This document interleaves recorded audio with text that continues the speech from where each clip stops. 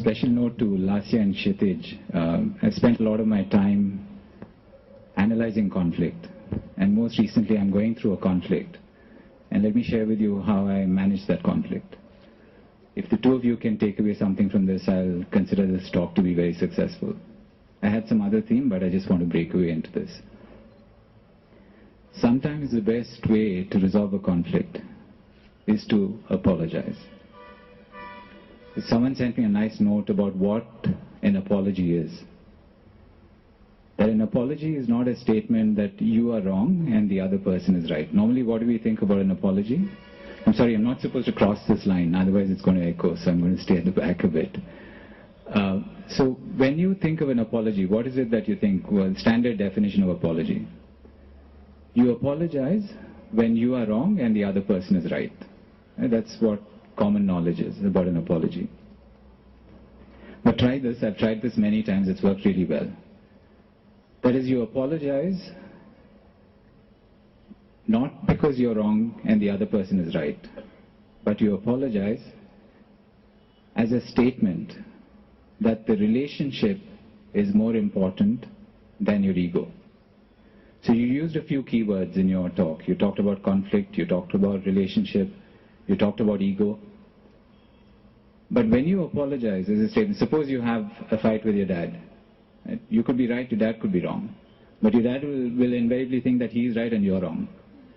Right? So try apologizing to him. And sometimes when you do that, you don't have to do it all the time, you don't have to become a doormat, but in critical moments when you do that, you're making the statement that the relationship is more important than your ego. I'll give you a small example. I'm going to cut into my main talk, but this is an interesting thread, so I'll share an example that recently happened in our company. I sent out this email, I think at around 5:10 in the evening, where someone sent me this email about what an apology is. That an apology is a statement. Let me just, I'm not digressing. The topic is how to make a better society, right? I mean, we can only make a better society if we are better as individuals, if we work better as teammates, and that's what accumulates into making a better society. So I get this email at 5:10, and that is what the definition of an apology. That it's not a statement that you're wrong and the other person is right, but that the relationship is more important than your ego. So I thought it was really nice, and I sent it to all our managers, about 60 of them in the company. I broadcast it to all the managers. I get a mail back around 6:10, exactly within an hour. One of our senior managers, she was extremely thankful for having received that note, and she narrated her incident. What had happened is someone that is our client found fault with our team, stating that we had screwed up on certain aspects. So what she did was she did the research and found that we were right, they were wrong. She went, but then she thought, why should I get big-headed about this? Let me just state the whole thing and say it won't happen again. So she wrote out a nice note, not really apologizing, but a nice note, more on the lines of an apology, put her ego subservient to the relationship. And for some reason, she didn't send out that email. She put it in her drafts. Then after some time, she came back to the email and she thought, why the hell should I take an apologetic note? I'm right. Why should I not stand up for myself? So she went back in, that's when her ego started to come up. So there's the relationship on the one side and ego on the other side. The ego started to come up. So she went back into the drafts and deleted that email. And then she gets this email about an apology. She went back right into her deleted emails, picked it up, and sent it out. And after having sent it out, she felt really good that she really stood up for the relationship. The relationship that she was in is an 11-year-old relationship. Now, the only way that you can build long-lasting relationships and avoid conflict and therefore a better organization and better society, it happens at homes, it happens between parents and children, it happens between wives and husbands. If only we can all keep in mind that our ego should be subservient to that relationship. It's a long digression, I'll have to cut short my topic a bit. But it's sort of related to this general theme. Most of us are familiar. Sometimes I've been following TED Talks for a long while. I sit on planes, have it on the phone, watch TED Talks on the phone in a plane to kill time. I've seen the Pranab Mistries to the Twitters to how we can make better water supply in Rajasthan, all kinds of talks. And I sometimes wonder if TED Talks were around at the time of Isaac Newton, and if he were one of the speakers, what would he do? He'd probably be standing here and talking about his experience sitting under this apple tree. Apples are falling, and he's trying to figure out how the hell are these apples falling all the time. And lo and behold, the law of gravitation comes about.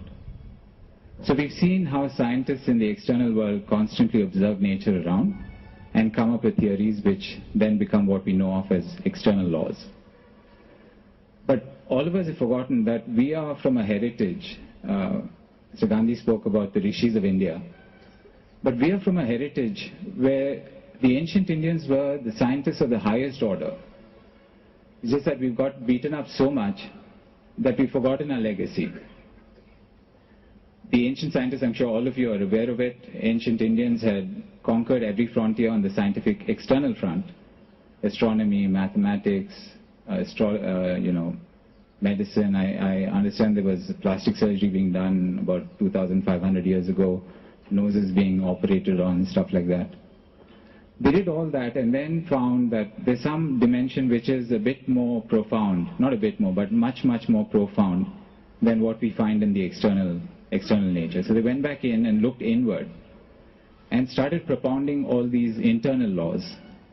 So you could take this definition of an apology as being an internal law. Right? Another internal law which is very close to my heart goes as follows, and I request all of you to please pay attention to the exact words. Of the sun that can crush the possessor thereof.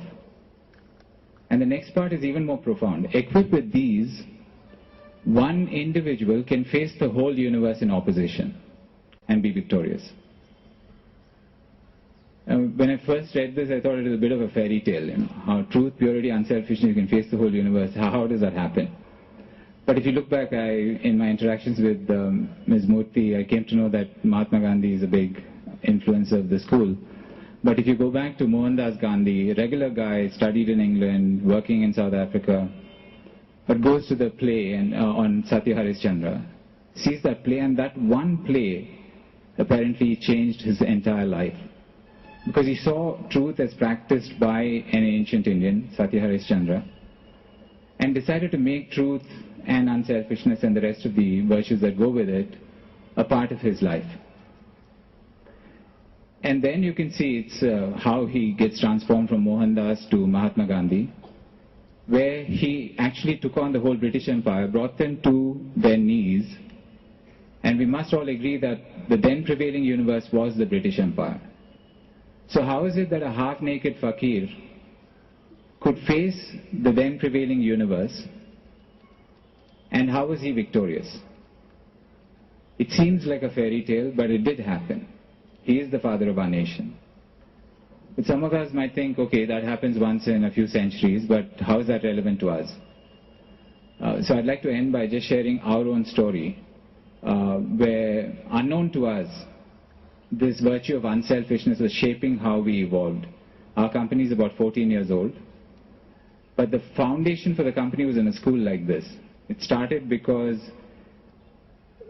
there was an intent to provide free computer education, computer-based education in a school. It wasn't initially free, there would have to be a fee for it. Then the thought was, some kids would get it, some kids would not get it, so let's make it free.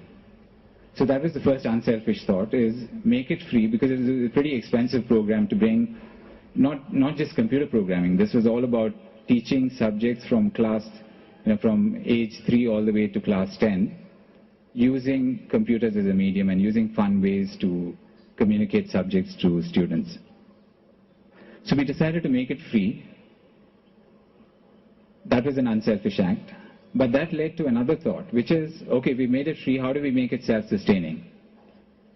The next thought that came up is, okay, the infrastructure is used during the daytime. In the evenings, we'll do training for Y2K and similar programs that were prevalent in those days. So we started training in the evenings, same infrastructure being used for that. Then the thought was, okay, these guys are getting trained from this computer institute. Unless we place them, what value are we adding to them? So we thought about placing these guys. Long story short, the placing went on to some friends saying, why don't you implement these projects with the people that you're training? And very quickly we landed, within about 5 or 6 months, we landed our first offshore project. This is back in July 97. At that stage, it was still very much a school computer training program. I mean, education program in school using computers. That's what it was. But because of this thread of unselfishness, we landed a first offshore software project. We had no clue that a company would emerge from that. We started working on that. One thing led to another, and 13 and a half years later, we've now built an enterprise which is now ranked as one of the top 50 employers in the country. And this compares, I mean, the surveys across the Reliances and the Tatas and the Infosys and the Googles and Microsofts, all of them put together, we are now counted among the top 50 employers. It's absolutely remarkable that none of this was planned, and all that we did was accidental. The only thing that we actually focused on was on value systems, was on doing the right thing, was on ensuring that we were good with people, that we were always doing the right thing, that we stuck to the truth. There are instances where the income tax department has almost, threatened to shut us down. And the guys, it's a long story, but in the face of a bribe of a small amount which we refused to pay, they were threatening to shut us down as a company. So we said, okay, go ahead and shut us down because our values don't allow that we pay bribes. So that was a huge move. That could have been a company breaking move. This is as recently as 5 years ago.